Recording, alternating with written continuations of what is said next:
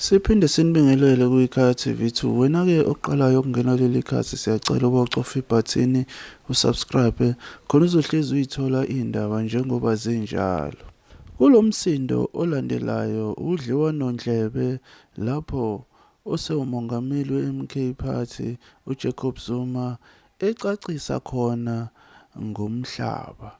Wena kwakho nje ukuthi nje ulalele lo msindo olandelayo. Lodaba olungasuka einhliziyweni zabantu ikakhulukazi la eNingizimu Afrika oluthinta umhlaba. Ukhulume ngempi kaBhambatha yango-1909 eyayibaluleke kakhulu ngoba isisusa sale yampi uBhambatha kaMancinza wayelwela inhlabathi. Sibuyele emuva kancane ngo-1879 inkosi icetshwayo into ayilwela qha kwakuyinhlabathi. Ngo-1838 inkosi uDingane encome ayekulwela kakhulu kwakuyinhlabathi. Ngo-1913 abamhlophe babephasisa lo mthetho olawula ukuphathwa komhlaba. Babethatha nenhlabathi umuntu omnyama aqala kwakuphambilini ukuyilwela.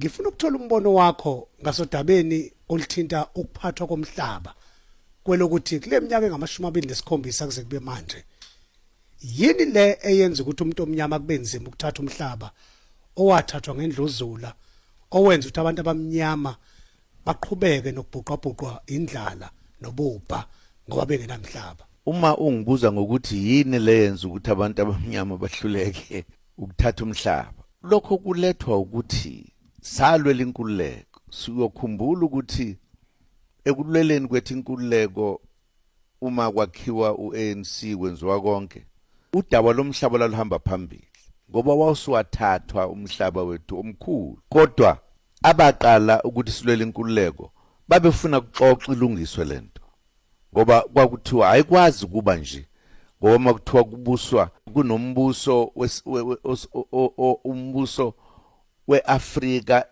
eseyathathwa nabelungu. Kufanele ukuthi wonke umuntu akwazi ukuthi aphile ngendlela ethi uphile ezweni lakhe.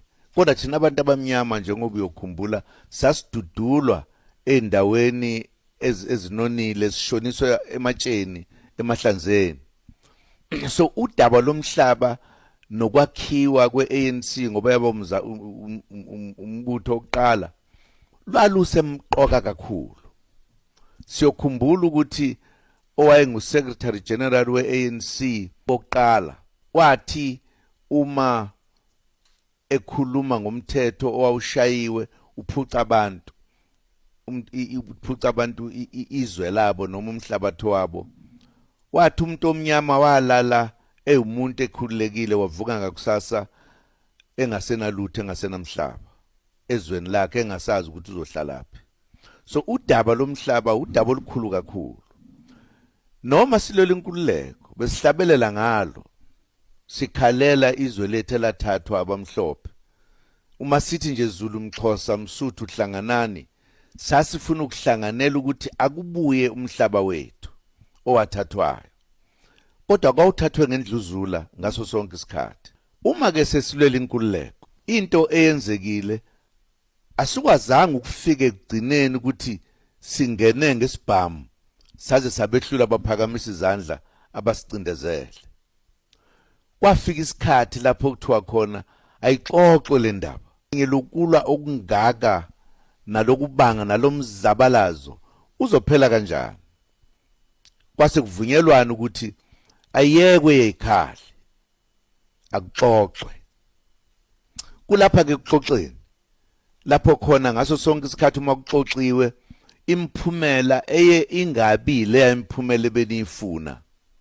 Uyokhumbula ukuthi kwelaseZimbabwe sekuxoxwe konke kwaqeda kwathiwa nya udaba lwaphindelwa susa ingxabano kwaba udaba lomhlaba ngoba iZAPU isithi sathenjiswa ukuthi lo mhlaba sowuthola asawutholi manje. Amangisi ethembise ukukhokhela labo ababengosomapulazi njalo njalo.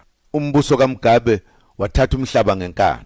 Lolo daba kusavunganywa ngalo namhlanje ngisho eZimbabwe. Nathi ke mase sixoxa ekuxoxeni ikakhulukazi sekukhulunywa ngomthetho sisekelo ngoba ekuqaleni ngenkathi yeCodesa sasixoxa lapho ngokuthi akuphela ukulwa kube khona inkululeko nokulingana kuwo wonke umuntu lapho kwaba khona ivumelwano ke kwase kuthiwa izinto ezizotholakala phakathi kwiConstitution zona zizoxoxwa uma sekukhona esakubiza ngokuthi abameli babantu abakhethwe abantu sebese endlini yokushaya umthetho eParliament kwathiwa lapho ke yokwakhiwa khona umthetho osisekelo so lapho kabaseParliament akwathi abangamalungu eParliament njengoba kwakuvunyelwene ngokuthi kuyothuma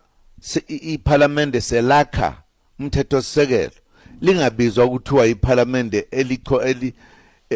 elinganyelwe uSpeaker noma uDeputy Speaker no Deputy Speaker kwathiwa kuyoba iConstitutional Assembly ebese kuhlala usihlalo kanye neDeputy yakhe kulapho ke lemniningwane okwangenwa kuyona kakhulu ke manje sokuxoxa ngokuthi amalungelo azoma kanje umhlaba uzoma kanje njalo njalo kulapho ke okwakuthathwe khona inqumo njengoba ngithi nje azihlukananga nalezi zathathwe eLancaster ngoba nakhona udaba lomhlaba aliqedwanga njengoba lungaqedwanga lapha thina bantu abamnyama nabamhlophe kufanele sivumelane ukuthi kufuneke lilungiswe ngoba uma lungalungisiwe kuyokonakala ngelinye ilanga kube nzima ukukhuza ukuthi uzokhuza uthini